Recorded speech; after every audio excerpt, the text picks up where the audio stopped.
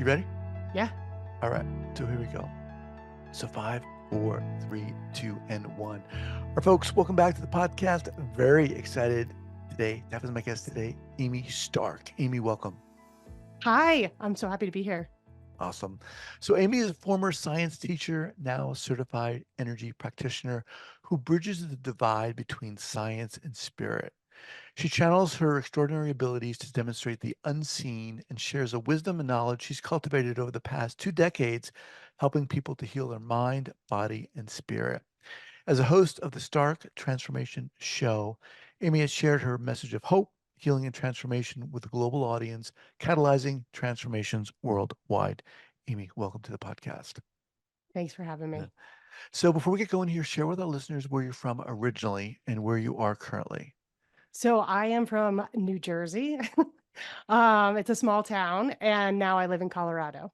Nice, nice. All right. Yeah. I used to live in Jersey. I'm from New York originally, lived in the Okay. tri-state area. So, and I'm just noticing that's what is that, a microscope behind It you? is a microscope right Wow. there. Yeah. We'll get into that. Okay. All right. So how did all this start for you? Energy, transformations, abilities. How did this start? So I was teaching in New York City, actually. I was part of the New York City Teaching Fellows, where I became a teacher at a school where these students were classified with emotional disturbances. And in order to like fill the school with teachers, they gave you like a little stipend towards your education. And so you're basically risking your life to work there. And after 4 years, my nervous system was shot. Like I already grew up chronically ill. I already like had some perfectionist tendencies and things like that. And after having my life threatened, and these kids like just being really rough, like in a rough Mhm. neighborhood, a rough school, still living in New York City.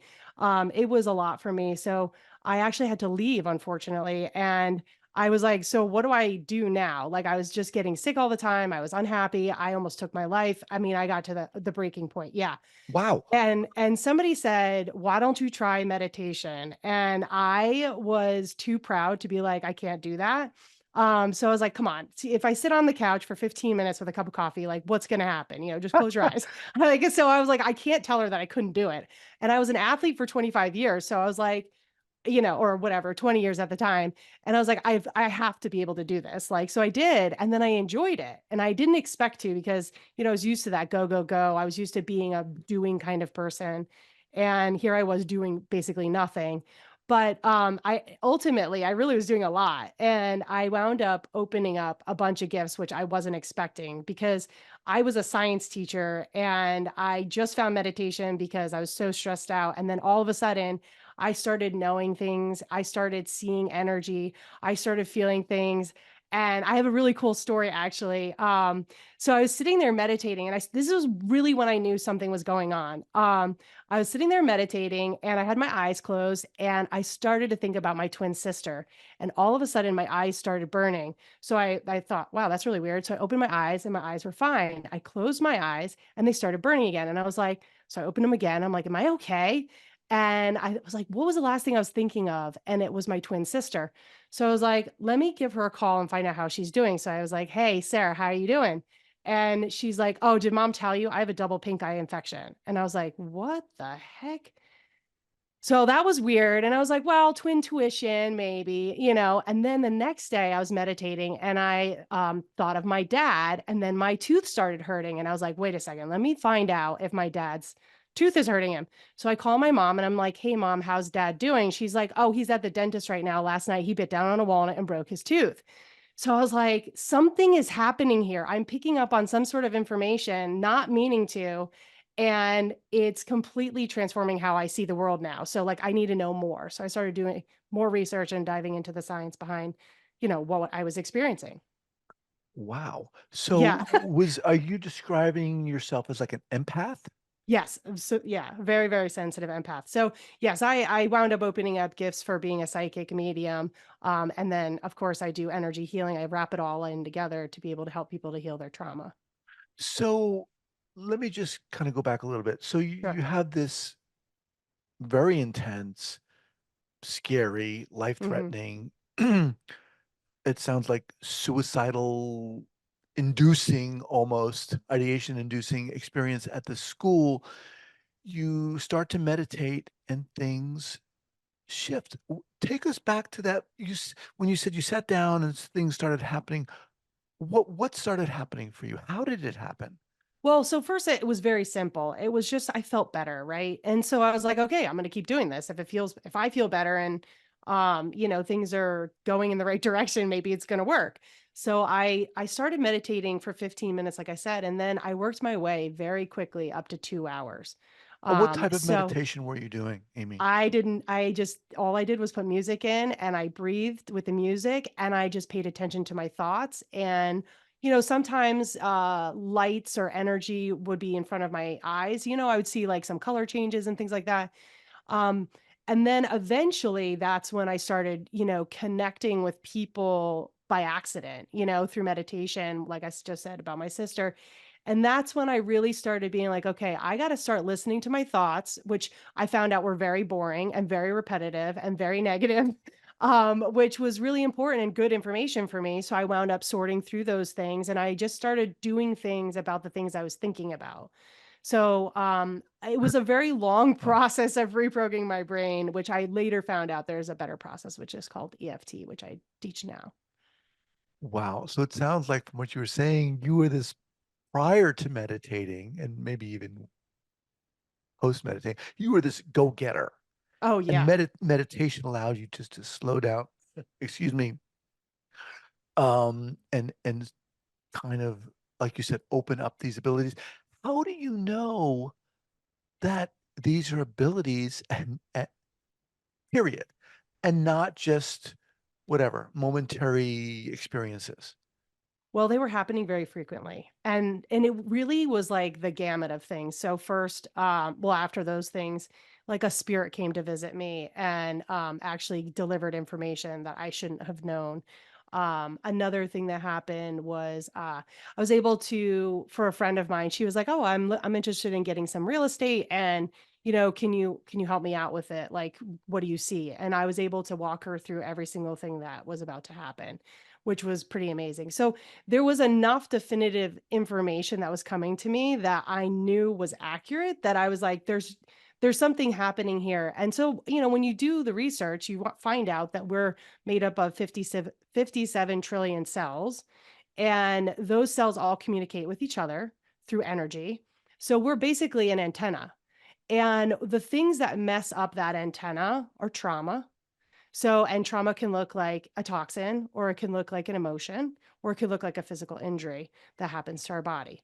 So when, I started to go down the path of like, okay, so if this is energy that I'm experiencing, what is energy healing? And then I started taking something called Reiki, which is, just you have your hands over somebody's body. And I Hmm. took, different levels of that. And then I took another class. And then I started really seeing how I could influence the body in terms of healing based on the information I was being given. So here's where it gets really cool. So as I'm working on somebody's body, for instance, the energy would be kind of thick if there was an injury or if there was something there, like an emotion that was stuck. So if I started to communicate with that energy, meaning I just listened to what the story it was telling, that was all it is. And as soon as I acknowledged it and helped move it out, it would leave and the person wouldn't have pain anymore. So that's when I started to realize that there was now energy that was stuck in the body that needed to Hmm. move, and it completely transformed how they felt. So like people who went to multiple people to try to fix something, whether it was a chiropractor or, physical therapy doctor or whatever, it wouldn't get fixed, but they would come to me and then I'd move this energy and then they could go for a run the next day. Like, and that was happening repeatedly. Like I was in a coffee shop with this lady who I knew very well, and she wound up hurting her back early in the morning. I walked in and she couldn't even stand up. I said, "Are you okay? Like, come back up to my apartment. I'll help you out. We'll get you back on your feet." Sure enough, she was able to walk right back down and she was able to continue on her day. So like there was enough instances of these things that I had to believe what was happening in front of me. Prior to this, and how long ago are we talking here? Oh, I've been doing this for 17 years. Okay. So Yeah. prior to the meditation, were these ideas and concepts on your radar? No, not at all. Were you No. like, "Yeah, energy, of course, this is happening." No. So, ironically, in college, I was teaching a physics class, and we had this discussion with the students because I was one of the TAs, and we were talking about how psychics were full of you know what, and I actually was there saying that just a couple of years before. So I was definitely a huge skeptic, didn't believe in any of this stuff. I grew up chronically ill. So one of the things that I noticed though, the more that I stepped into this realm and I started to heal myself like through meditation. And Mhm. then I gravitated towards like healthier options just naturally. I became much healthier. And in fact, so like when I was 9 years old, my doctor said he wished he could take my immune system out and replace it with a new one. Oh, I had a boy. lot of childhood trauma. We'll just talk about that. But he said that to me and I felt so powerless because I'm like, well, you can't do that. So like, what am I going to do? I'm going to be sick for the rest of my life. And by the time I was 26, I realized like I don't want to be the kind of person that takes medicine for the rest of my life. Like I can't be dependent on this. I don't know if I'll have insurance and things like that all to be able to get it, blah blah blah. So I started looking at other options and energy was one of them. And like I said, you naturally started gravitating towards the things that are good for you. And now I was 41 when I got the test done. My immune system was 13 years younger than what I was chronologically. So I was 41 years God. old, but my immune system was 28. So like healing the childhood trauma, healing the signal of my body in various ways by eating healthier, by, healing the trauma, creating this a stronger signal, you naturally get healthier and happier. At what point and how did you decide you were gonna begin working with other people, helping other people? What Yeah, did so that look around like? 2010, I left my job. So I was 4 years in of, like, playing with this energy, seeing a few clients on the weekends, really doing a lot of research, feeling very confident to leave and study it further, and then offer it, full time. Yeah, yeah, so it's been what is that? 2010 to 14 years ago. So, you mentioned the word psychic. Do you consider yourself a psychic? Or how Yes. is that defined? Well, so here's the thing. I am not the kind of psychic that will predict the future. I think that's a waste of time because there's infinite futures. It all depends on the choices that you make today, right? So what Mhm, I help clients do is to make the choices that are in most alignment with them by removing the trauma that they have in their body because trauma becomes a lens in which you see the world. And if you can go back or use a tool to go back in time to help release this trauma within the person, they will then, um, make different choices and show up differently in the world, right? mhm, So here's an example. One time I was working with a client and I use this technique called EFT, which is emotional freedom technique. Many people are familiar with it in your field. Though I think more people should be well aware of it, because it's very transformative and very healing and very helpful because what it does is it retrains the nervous system, based on the trauma that you had. So normally we talk about the trauma, right, in talk therapy, but the missing component is retraining the nervous system and the brain to mhm, see the incident differently. Because the trauma that happened to you is not necessarily going to happen again, especially if it happened when you were younger. You have much more tools, you're older, you don't care about what your parents think, blah, blah, blah. So this tool helps you go back in time essentially by releasing any of the trapped emotions. The body keeps the score um, through something called tapping. So you tap on the body and mhm. you talk about it. And there was this one woman I was working with, and she never felt really worthy. And we were tapping and talking. And as we went backwards, I noticed that there was an incident when she was a young child, around 4, where she wanted to be up at the counter cooking with her mom. And her mom thought, "Oh, this will be much easier if I bring everything to the floor. So I'll put a blanket down and I'll make it easy for you to do the cooking on the floor." And all she thought in her head was, "How come I'm not good enough to be up at the counter?" Now, that's a small T. Like, we talk about little trauma, big Right, trauma. right. So that's a little T that happens, but that becomes a lens in which she sees the world. And so when she doesn't get picked for the gym team, for instance, a gym, you know, how we have to get to select teams and whatever. She's like, oh, I know, I'm not worthy of being with Mhm. them. So you start to develop this thing where you see the world in a particular way. And so, like, when she's 45 years old and it's time for her to go for the promotion, she shows up as if she's not worthy of it. Yep. So she shows up in a different way than she would like to. So I help people go all the way back, find that trauma, kind of pull it out by the root, and it changes the course of their life and they show up differently That's a because it's really good finally healed. example. Yeah, that's a really good example because it is a what could be perceived as a small, insignificant thing, right? Your mother brought all this, put all this stuff on the floor, big deal, but it impacted her. Right. And that's the thing here. And not only that, but it impacted a lot of different things. I mean, I can totally relate to that. So when people come to you, uh, what do you do? How do you work with them? How when they first step into your office, this is different, right? Because it's you're working with energy. Do Mhm. you just automatically like tune in and feel? What do you do? Yes. So my body is my instrument, right? So I do lots of things behind the scenes to keep my energy really high, to keep it clear.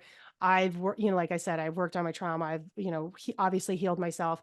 2 years ago, I went into a laboratory, proved my energetic healing abilities, was able to change the structure of water, breaking laws of physics with it, like crazy stuff, right? So, like, I am not your average person who is doing this, right? So when people come to me, my energetic frequency is very high. So that's just to start off. And then I can channel a lot of information because of that. So the person who's sitting across from me comes to me and says, well, usually they're like, somebody told me I have to see you. And then what I do is I don't even ask them what they're working on usually, because to me it doesn't much matter, because like we were Mhm. just saying in that particular example, they're not usually going to say, my mom made me sit on the floor, Right, right. right? But they think they know they have a worthiness issue, or they're not getting the job that they want, or they're not showing up in ways that they think is in alignment with them. So, um, that's how I approach it. So I actually talk to their higher self. So their more evolved self, if you will. And I say, okay, what is the real thing that we need to fix here that's going to fix these multitude of things? Right. Because it could be a worthiness issue. It could be my mom didn't listen to me. Nobody hears what I say or what I ask for. It can be a lot of different things. So, Mhm. and that usually bleeds out into, not just their job, but how they're showing up in their relationship, maybe with their kids, just in general. So I would rather have less information and go off of what their energetic body is guiding me to do. So I will get the stories and we'll start using this technique, like I said, to tap on the different points of the body to release the energy and rewrite and reprogram their body and brain. And when we release that trauma, I'll tell you something very interesting. When that trauma finally leaves, their original energetic signature comes into their body, fills their body, and they can't even remember why they wouldn't have gone after that job, or they can't remember or find the energy of why they would ever feel unworthy. Mm. They just have a knowingness. And that is not something I can tell somebody. They have to experience it for themselves.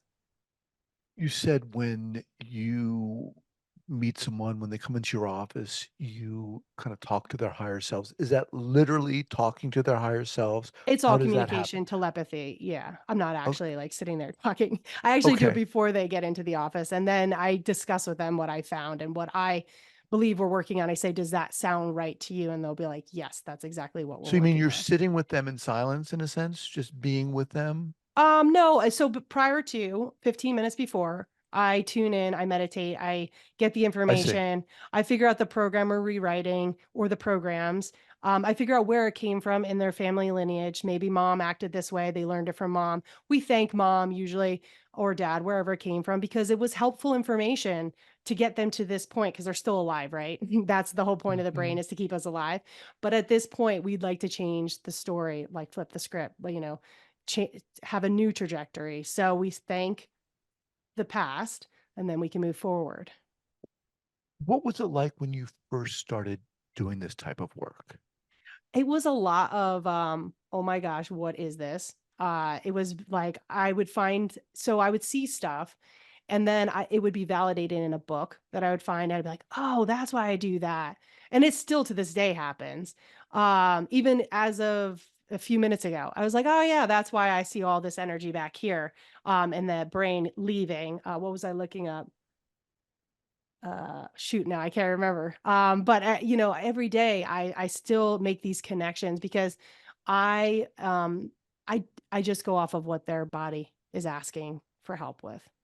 So, if you dive deeper into this stuff, there's really some easy things to look at, like, because it all comes down to your nervous system. It comes down to the chemicals that are being released within the body. So you're either going to be healing or you're going to be fighting, fleeing, fight, flight, Mm, freeze, all that stuff. And that creates a cocktail within your body. Or you could be healing, right? So what I do is that I'm doing is helping people to get back into the parasympathetic nervous system. I'm helping them to release these chemicals throughout their body that naturally heals them. So as people see the world differently, they show up differently and they get healthier and happier mhm. because they're not in fight or flight anymore or as much. This is really interesting to me.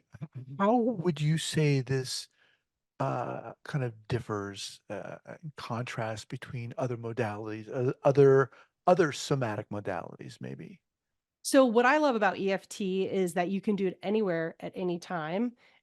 So I'm grateful for that because not only do I use it when I need it, like as a mom on the go, like one time my son didn't get off the bus and I was freaking out. He was 5 years old. He happened to go to his cooking class and he was fine. But my kid's missing and he's 5. I'm scared he might have got off somewhere in the entire city. So I also have to go and take my dog to the vet. So I'm like, I grab my dog, I get into the car, I go down to the school, and I find him. Now my brain says, he's fine, you have him, but my body is still freaking out because that's just a Mhm, primal instinct, right? So all of a sudden I'm trying to connect my brain and my body. And the point that really helps with that is right underneath the nose.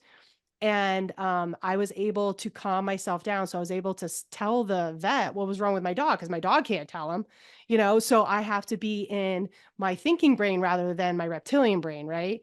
So this is a great tool that you can do at any time, and I was just at the stoplights, tapping, and my son's laughing in the backseat, he knows tapping, and he was like, "I'm fine, I'm right here." I'm like, "I know that, that's the problem, is like my brain knows that, but my body doesn't remember that yet." Or know that yet. So I also like, my clients sometimes, they're very ill and they might be going through some emotional things and it'll be midnight and they're in the shower and they can tap. They don't need me. So that's why I teach kids in schools. So there's basically nobody who can't do it. And you can even do it for a kid that's even too young to do it. and for those who are listening, who aren't too familiar with EFT and the tapping, and when you're tapping, you're what? Touching, impacting the meridians of the body, Yes. the energies? So right. The meridians are running throughout the body and they carry energy and information, mostly about emotion. And when you tap on them, it's sort of like um un opening up a tube or something like that, letting out the energy, right? So when you tap, you're releasing little bits of energy, which actually is retraining the nervous system to calm down. Because here's what we know: when we experience trauma, it's a state of overwhelm. And when we are in that state of overwhelm, we need to calm down, right? And this actually, because you're touching the body, you're tapping on a meridian point, which actually is really helpful because it helps to release the energy. But what it does is it takes that neural network that's in the brain and it deactivates it because it's saying, hold on a second, we were freaking out, we were feeling overwhelmed, and now we're feeling calm. This is a dangerous network to be running because it's Mhm. incongruent. So it then will make a new neural network, which is why I say you see the world differently because you literally are changing the structure of your brain and how it responds by calming down the nervous system. Wow. This And is when we yes. talk, so I know it's amazing. I know that's why I talk about it all the time. I found it in 2016. I had actually heard about it years before, but I actually heard the science of it, and that's what sold me. I mean, it's been studied for over 22 years. They call it emergency um, uh, first aid for like emotional first aid. It's so What helpful for PTSD, anxiety, depression, weight loss, test taking, you name it. It really helps. Cravings, 74% decrease in cravings. Um, each one of these things is not just small. These are massive changes that you can experience in 1 hour of tapping. And you're talking about your feelings. The more that you tune into your feelings and the more that you honor the body, the more that the body is willing to work with you and let go of it. It's a lot of times it just needs to know that you're upset and that Mhm, this is stored in there and it's ready to go. It just needs to come back to your awareness. Oh, the other thing, so when we experience overwhelm, there's so much going on that the brain says snapshot and emotion and they separate them. And until we understand what to do with them, they're kind of just like up there and suspended. When we start tapping and talking, we reunite them and then we can release them. mhm. It's amazing. So do you primarily work with people with tapping as a modality? Yes. However, I'm the whole time using my energetic skills, my psychic skills. You don't have to have these abilities, but a lot of people call it the triple fast forward way of getting through the energy and information because I can see it. I know where to go. But Mm. when you are on your own and you're doing tapping, you can just tap and talk and work your way through everything. You don't have to have any special abilities. As an aside, what is your take on psychics, on people who, you know, there are a few celebrity psychics I'm thinking of right now who are on TV who meet with people and they read them. What Mhm. is your take on that? It depends on the person. I mean, there are a lot of really good ones. And then there are always, charlatans, people who are impersonating or whatever, somebody who actually has these skills. But I I personally I find that the what I do is like the most healing. And the reason why I say that is because if somebody who has crossed over and they have valuable information for my client, I will deliver that and that's it. And then we move on. It's just merely to help them heal. Sure. I don't spend a lot of time on it. I'll give them a few pieces of information to make them know that it's that person. And then they can take a deep breath and they can say, okay, I now feel comfortable and that like that person's okay. I can move on to the next thing that's part of this story. Like here's an example of what would happen and what has happened. I was working with somebody and she wanted to leave her job to start a new job, and this job would be following her passion and she was feeling very stuck. And I'm working with her and I tune into it. And her grandfather comes through. And I'm like, that's weird. Why would he be showing up? And so I start finding out that he left his job to start this carpet business in New York City where he was super happy to be doing it. And then it had a fire and he lost everything. And then his health declined. That was the other thing that she was worried about. She was worried about losing her health. Mm. So, by getting the information from her past, from her grandfather, which was actually stored in her body, I was able to help her release it and know that she's not going to have a fire in her house or her new job isn't going to burn to the ground and she's not going to lose her health. It was just her DNA, her cells, her body remembering her past, which is, passed on to us. I don't know if you are familiar with this, but we can carry up to 70 generations worth of information to keep us alive, right? It's all in Mm. there. It's either a maladaptive behavior and then it goes or it stays, And so this actually was maladaptive because it was keeping her from stepping into her power, stepping into her purpose. So we let it go. There You're are, able to rewrite it. when this topic comes up of energy and energy healing and uh, being an empath like you are and the way you work, there are some who say, well, we all have this ability. We do. We all well, yeah, but not all of us are able to do this. So what is your response to that? Everybody can play basketball, but not everybody's like Michael Jordan. So, Michael Jordan put the time and effort in, and I have definitely put the time and effort in. I mean, I am obsessed with this stuff. I'm obsessed with transformation. I'm obsessed with understanding what's happening. I am obsessed with helping people get to the next level and maximizing the, energy of the body, the mind, the body, the spirit, but not everybody's like that. And so Right. people come to me because I'm able to help them where they're at. Like I have a podcast, the Stark Transformation Show. So I have lots of information there. I have over 100 blogs. I'm writing a book right now. There's lots of information that's out there that's all free so that people can transform their lives. They don't necessarily have to come to me Hmm. for a healing or anything. In fact, that's becoming less and less because I'd rather reach more people than sit behind. Usually my clients are worldwide. So I can work with them just right through here, which is going to blow your mind because it's part of the quantum field. But I could read your energy right now if you were wanting me to, and not to say that Yes. if Read you my, had something you wanted to work on, we could do it right now. I do it all the time for podcasts and summits and things like that. But oh, um, it's you would have to come to me with a problem, and then what I do is I help you to move through it. That's what I do, and that retrain your brain and body so that you can show up in a different way. awesome. Very intense, Amy. I know. I'm I sorry. love it. No, it's amazing. I really value the work you're doing. I mean, I totally uh believe in what you're doing. I mean, I think it's awesome. All right. So you mentioned your podcast. What's the best way for people to get in contact with you? So I have a website. It's starktransformation.com. So you can find me on all social media platforms under that name, Stark Transformation. Stark's my last name. Okay. And I've always been obsessed with transformation. And you really do have a stark transformation in, when you do the things that I teach.